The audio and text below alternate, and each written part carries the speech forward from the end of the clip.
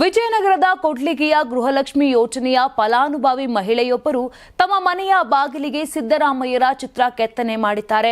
KM Thippeswamy ಮತ್ತು ಪಾರ್ವತಮ್ಮ ದಂಪತಿ ಗೃಹಲಕ್ಷ್ಮಿ ಹಣವನ್ನು ಕೂಡಿಟ್ಟು 28,000 ರೂಪಾಯಿ ಖರ್ಚು ಮಾಡಿ ಈ ಕೆತ್ತನೆ ಮಾಡಿಸಿದ್ದಾರೆ.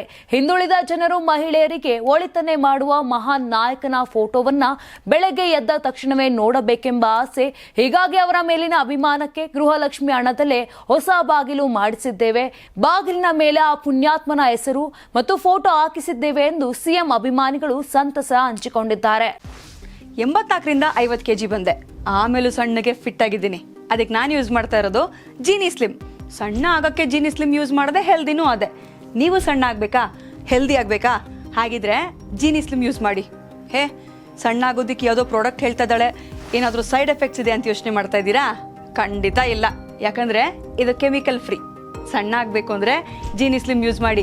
ಹೆಚ್ಚಿನ ಮಾಹಿತಿಗೆ ಕೆಳಗೆ ಡಿಸ್ಪ್ಲೇ ಆಗ್ತಿರೋ ನಂಬರ್ಗೆ ಕಾಲ್ ಮಾಡಿ.